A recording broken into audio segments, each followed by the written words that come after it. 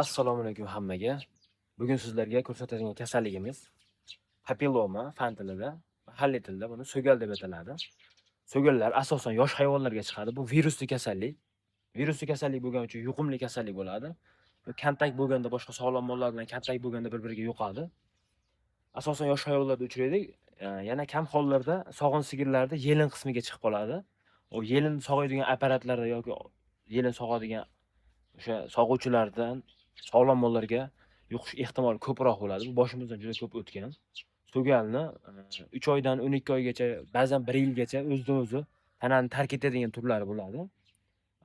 Uning uchun mana qilinadigan preparatlar bor. Bu preparatlarni qo'llaganimizda men sizlarga ko'rsataman. Bu preparatlar mana antipap preparati. Antipap ya'ni papillomaga qarshi dori degani. Buni sostavida o'zini immuniy so'gal uchun chiqarilgan dori sostavi, tarkibi bor o'zini. Bu kasallikda mana ko'rib turibsizlar, asosan bosh qismiga, bo'yni qismiga, tananing har xil joylariga, sigirlarda, sog'in sigirlarda yeliniga chiqishi mumkin. Yana bundan tashqari bu kasallik o'zi yo'riqnomada yozgan, bu kasallikda kasal bo'lgan hayvonni tanasini hech qayta jarohat olmasligi kerak. Agar mabodo bir joyi jarohat oladigan bo'lsa, o'sha joydan so'gal o'sib chiqadi. Ya'ni papilloma o'sib chiqadi. Shuning uchun molni sog'lom mollardan alohida qilinadi.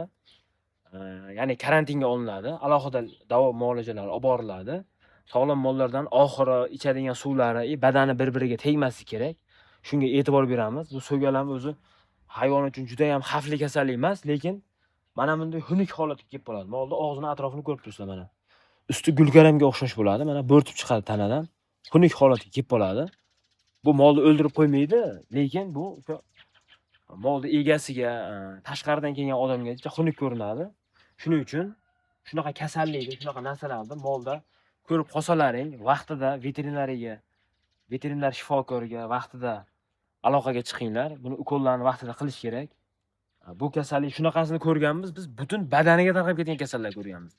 Shunaqa so'gal butun badaniga, hattoki biz mana o'rtog'imiz Abror bor, aptekachi Abror, o'sha bilan birgalikda Uchko'prik Qang'ilda bosh tomonidan so'galda operatsiya qilib olganmiz. 1,5 kilolik operatsiya qilib olganmiz. Mana shunchalik 1,5 kilolik so'galda operatsiya qilib olganmiz. Bunda yana yozgan xalaqit bersa, molga o'sha qiyinchilik tug'dirsa, xirurgik yo'l bilan mana misol uchun mana ko'rib turibsizlar. Buni xirurgik yo'l bilan olib tashlash kerak. Mana ko'ryapsizlar. Xirurgik yo'l bilan olib tashlash kerak. Lekin olib tashlagan bilan bu so'galdan qutuldim deb bo'lmaydi. Unga mana bu preparatdan 4 kun yoki 6 kun mobaynida shu preparatdan inyeksiya qilib davo muolajasini oxiriga yetkazib qo'yish kerak. Agar yetkazilmasa, agar shu kesilgan joyda choklaridan yangi so'gallar o'sib chiqishi mumkin. Uni kesib olib tashlasangiz, agar shu chokda o'zidan yangi o'sib chiqishi mumkin. Uni xirurgik yo'llari bor, uni olish yo'llari bor o'zini.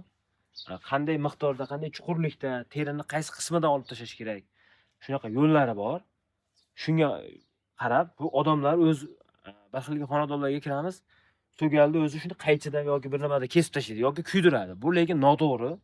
Bu virusli kasallik, virus qo'zg'atadi.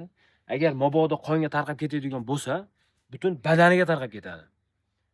Shuning uchun buni o'zboshimchalik qilmasdan, mol boqadigan chorvadodalarga maslahatimiz, o'zboshimchalik qilmasdan veterinar doktor chaqirib, buni ko'rsatib, kerakli dorilarni qildirib, kesiladigan joyi bo'lsa, kesib olib tashlash kerak. Buni kesishda o'zining texnikasi bor. Buni prosta tak bir ip bilan boylab yoki ip bilan kesib yoki bir qaychi bilan kesib tashlash bo'lmaydi lekin. Agar shunaqa qilsalaring, agar Xudo ko'rsatmasin, butun badaniga tarqab ketishi mumkin. Unda tuzatish salgina qiyinroq bo'ladi unda. Shuning uchun maslahatlashib, o'zboshimchalik qilmasdan kerakli doktorga murojaat qilib, buni oldini olish kerak, davolash kerak. Bunaqa kasallik chiqdi molingizga, mollarning ichida yuribdi. Buni oldini olish uchun qolgan mollarga mana shu antipap preparatdan qilish kerak. Bunga yana qo'shimcha sifatida Dastim, immunobaza, shunaqa immunitet ko'taruvchi virusga qarshi dorilar, mikseferon, interferon, sikloferon farqi yo'q. Shunaqa dorilarni birga qo'shib qilish kerak.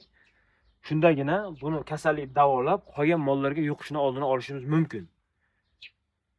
Shunday ekan, mollarimizga e'tiborli bo'lamiz. terilariga, shu ovqat yegani kelganda molga qaragani kelgan odam terilariga, yuzlariga, asosan bosh, bo'yin sohalariga, sigir bo'lsa sog'ay turganda yelinlariga bitta chiqdi, ikkita chiqdi deb e'tiborsiz qoldirmaslik kerak. Bunga qarshi kurashish kerak. Bo'lmasa juda xunuk holatga tushib qoladi. Biz yelinlarda ko'rganmiz, davolaganmiz, Gorskida davolaganmiz. Yelinlarga juda ko'p toshib ketgan. Lekin davolash ancha yaxshi foydali, yaxshi rezultat bor. Sal kechroq bo'lsa ham tuzaladi, lekin shunday qolib ketmaydi. Shunga qarab harakat qilasizlar. Chorvadorlarga maslahat. Mollaringga e'tiborli bo'linglar, terisiga e'tiborli bo'linglar. Hammalaringga kattakon rahmat. Shunaqa foydali videolarni yo'qotib qo'ymasligi uchun bizning kanalga obuna bo'ling, like bosing. Sizlarga shunaqangi foydali ma'lumotlarni ulashamiz. Hammalaringga kattakon rahmat.